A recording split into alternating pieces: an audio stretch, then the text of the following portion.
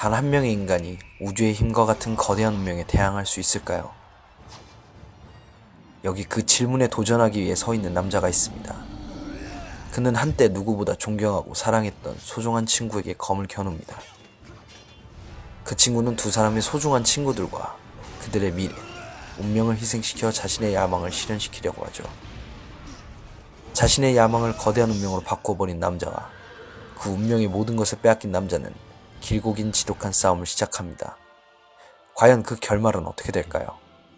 연재기간 28년, 기나긴 시간 동안만큼이나 두터운 수많은 팬층을 보유한 작품. 작가 미우라 켄타로의 손에서 탄생한 다크 판타지 액션물의 극치 베르세르크는 한때는 친구였으나 결국엔 앙숙이 되어버린 두 남자 가츠와 그리피스의 싸움을 그린 만화입니다. 거의 장인 정신 같은 마인드로 매컷마다 미칠 듯한 작화력과 연출력은 물론 성인의 취향이 그득한 에로티시즘과 지독하고 잔악한 묘사로 본 장르에서는 거의 마스터피스라고 일컬어지는 이 작품이 오랜만에 게임의 모습으로 팬들을 찾아옵니다.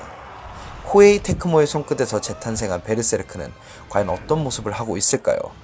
그 이름하야 베르세르크 무쌍, 지금 만나보시죠. 베르세르크 무쌍은 동명의 만화 베르세르크를 원작으로 둔 액션 게임입니다. 제목에서도 알 수 있다시피 기존 코에이 테크모의 게임 장르인 무쌍 형식으로 제작이 되었는데요.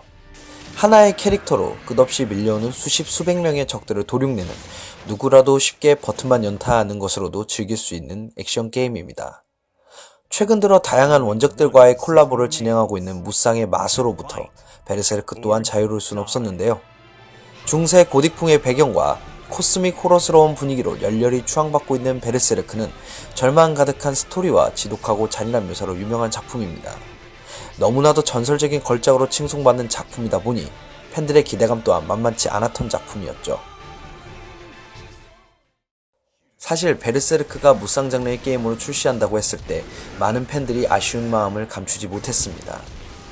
무쌍 장르는 진입 장벽이 낮은 대신 그 게임의 깊이감이 떨어진다는 평을 받는 장르인데요. 보다 원작에 충실하기 위해서는 무쌍보다는 다크소울이나 블러드본 같은 하드 액션 RPG풍의 게임이 되어야 하지 않느냐는 의견이 지배적이었습니다. 저 역시 못지않은 원작의 팬으로서 기대 반 걱정 반 하며 플레이를 시작해보았는데요. 본작은 원작의 스토리라인을 따라 전개되는 스토리 모드와 자유롭게 스테이지를 플레이해볼 수 있는 프리 모드를 필두로 하고 있습니다. 스토리의 분량은 가츠가 그리피스를 처음 만난 메에단 시절을 그린 황금시대 편과 검은 검사편, 단죄편, 그 뒤를 이어 쿠샨의 가니슈카와의 싸움이 등장하는 천년제국의 몇 편까지가 수록되어 있습니다. 물론 원작의 이야기를 대체로 잘 가져온 편이나 중간중간에 크고 작은 에피소드는 삭제되었는데요. 그 외 캐릭터들 간의 회화나 이벤트로 빈 부분을 채워두고 있었습니다. 재밌는 건 황금시대 편은 실제 베르세르크의 극장판 3부작 황금시대의 장면들을 중간 컷신으로 사용하고 있다는 사실입니다. 완벽하지는 않지만 적어도 베르세르크라는 작품을 처음 접하는 사람들에게는 보다 원작에 대한 관심과 흥미를 불러일으키기에는 충분한 형태로 그 스토리 모드를 꾸몄다고 할 수 있겠는데요. 다만 원작의 팬들에게는 다소 아쉬울 수도 있는 부분으로 황금시대 편이 끝나고 나서 이어지는 컷신 파트들이 처참할 정도로 완성도가 떨어진다는 점을 지적하고 싶습니다.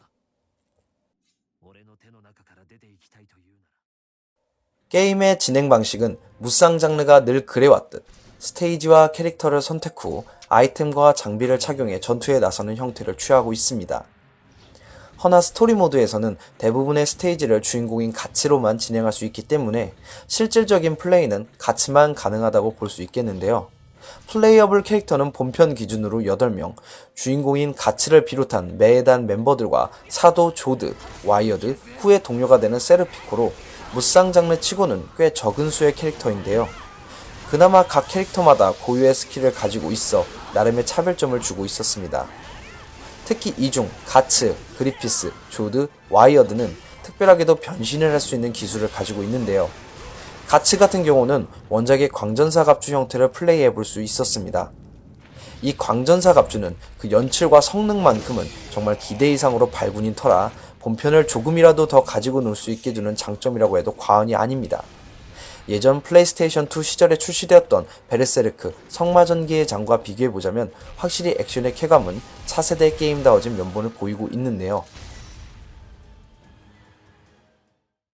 하나, 본작만이 가지고 있는 특성을 꼽자면 단연 1대1 보스 전투를 잠깐 언급할 수 있겠는데요.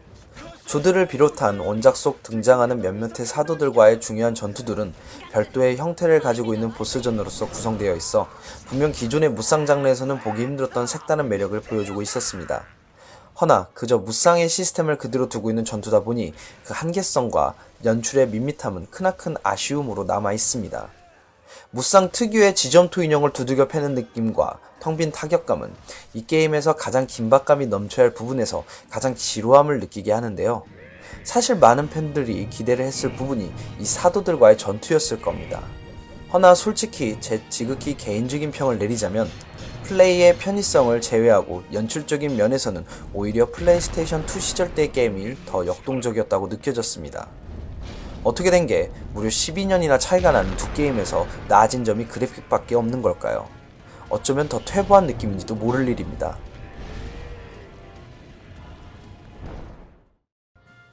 본작에서는 게임을 플레이하면서 얻게 된 액세서리와 소비 아이템을 통해 캐릭터를 강화하고 육성시키거나 다른 장비의 옵션을 취사 선택해 나만의 장비로 만드는 등 기존의 무쌍에서도 만나볼 수 있었던 크래프트 시스템을 본작에서도 접할 수 있었는데요.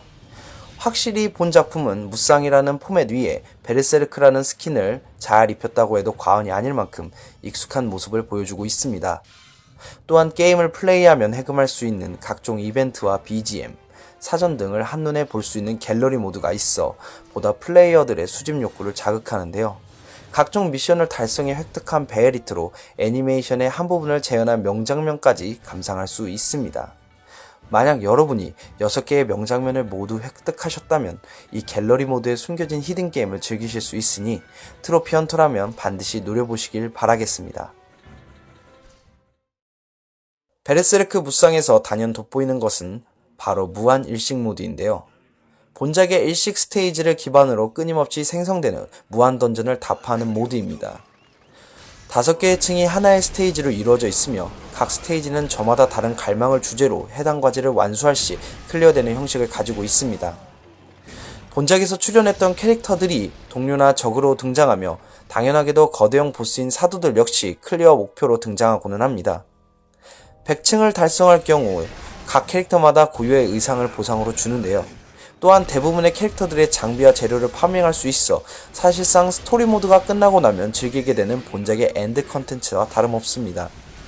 물론 매번 새로운 형태로 만들어진다고는 하지만 대체로 비슷한 배경과 적들이 계속 등장하게 되어 단조로운 느낌을 지울 수는 없지만 원하는 캐릭터를 마음껏 다뤄보기에는 더할 나위 없이 좋은 편입니다. 여러분도 가치의 무한광전사 모드를 위해 100층을 목표로 달려보시는 건 어떨까요? 베르세르크 무쌍은 여러모로 무쌍의 재미는 충실한 게임입니다. 자신이 애정을 가지고 키우는 캐릭터를 단순한 조작으로 일기당천의 경지에 오르게 하는 쾌감은 오로지 무쌍 장르만이 할 수 있는 점이죠.